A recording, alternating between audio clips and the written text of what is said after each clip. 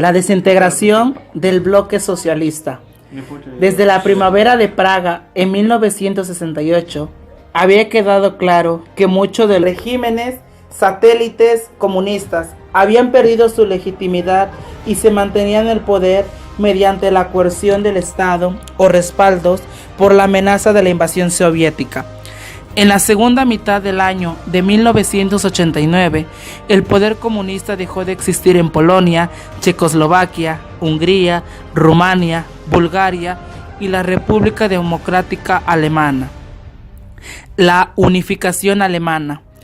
Desde su construcción, el muro no expresaba ningún conflicto entre los propios alemanes, sino que era el símbolo europeo de la Guerra Fría entre la URSS y los Estados Unidos de América.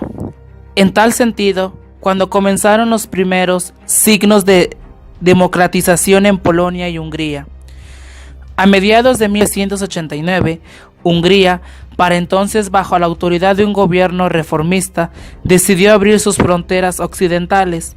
Así más de 200.000 alemanes orientales que se hallaban en territorio húngaro aprovecharon la ocasión y huyeron al oeste.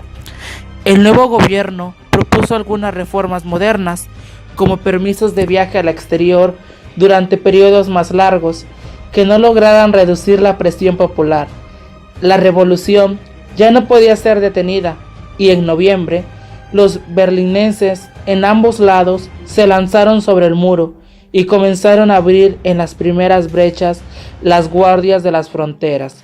La caída del muro se constituyó en el símbolo del fin del orden comunista en Europa Oriental y del fin de la Guerra Fría. A diferencia de lo sucedido en Yugoslavia y Checoslovaquia, la caída del muro precipitó las tendencias hacia la unidad alemana. Se iniciaron entonces un conjunto de reformas internas, como el acuerdo para crear un banco unificado y determinar la paridad entre las respectivas monedas, poniéndose la fecha del 2 de julio de 1990 para la definitiva unión monetaria y económica. Al final, los alemanes del este cambian su dinero por marcos alemanes occidentales. Un proceso de apertura política y económica, conocido como perestroika y glasnost, se tradujo en un relajamiento del rígido control que mantenía la Unión Soviética sobre Europa Oriental. Europa Oriental, luego de estar sometida a un orden tan rígido, comenzó a cambiar rápidamente. En 1989, los cambios en Moscú comenzaron a tener persecuciones en los países de Europa Oriental. Los movimientos reformistas ganaban cada vez más fuerza en Polonia, Hungría y Checoslovaquia. El 9 de noviembre de 1989 es una fecha que ha quedado grabada en la historia. Ese día se anunció oficialmente en conferencia de prensa que a partir de la medianoche los alemanes del este podían cruzar cualquiera de las fronteras de Alemania democrática, incluido el muro de Berlín, sin necesidad de contar con permisos especiales.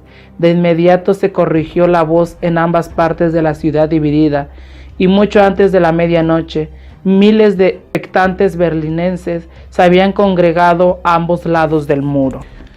La caída del bloque socialista. La caída del bloque socialista fue un acontecimiento muy importante, ya que gracias a este suceso se dio fin a la muy conocida Guerra Fría. Algunos de los factores por los que se cayó este régimen político son los siguientes. Dos términos se volvieron claves en las transformaciones operadas en el bloque socialista: la perestroika, reforma, y la glasnost, transparencia informativa, impulsada en 1985 por Mikhail Gorbachev, entonces secretario general del Partido Comunista de la URSS, que habría de tener como desenlace el nacimiento de la Comunidad de Estados Independientes el 22 de septiembre de 1991, fecha en que la URSS dejó de existir como un ente jurídico internacional y la terminación de 70 años de poder soviético que trajo a más de 170 pueblos sometidos por los órganos represivos del gobierno. La democracia socialista debería construir el resorte de las transformaciones económicas, políticas y sociales que requería el desarrollo y perfeccionamiento del socialismo, en el cual los obreros tendrían grandes poderes para intervenir en la gestión de los asuntos del Estado. El Partido Comunista empezó a tener fuerzas por errores no corregidas por los bolcheviques, así como por los abusos de poder que empezaron a gestarse en el interior del Estado soviético con la llegada de Stalin al poder. En principio, las ideas socialistas del siglo XIX respecto a la propiedad común, la gestión democrática y la igualdad. Las estructuras económicas y políticas del Estado soviético se fueron figurando de tal modo que permitieron definir la naturaleza del socialismo real. Las bases del sistema stalinista ya estaban dadas entre la Segunda Guerra Mundial. Otro importante factor que influyó en las posteriores transformaciones de la configuración del bloque socialista, la contundente victoria electoral de Solidaridad en 1981, que puso fin al monopolio del Partido Obrero Unificado de Polonia en la década de los 70. La URSS amplió su campo de influencia al intensificarse los movimientos anticolonialistas en el tercer mundo. Este hecho, aun dado el agotamiento del ciclo expansivo del capitalismo de la posguerra y a los beneficios derivados del aumento de los precios del petróleo para la URSS, hicieron pensar que en efecto este país se encaminaba a ocupar el primer sitio como potencia productiva, asumiendo al mismo tiempo el liderazgo en el campo socialista. En este contexto, la invasión a Afganistán en diciembre de 1979 puede ser vista como el cenit de este aparente poderío alcanzado en la hora de Brezhnev.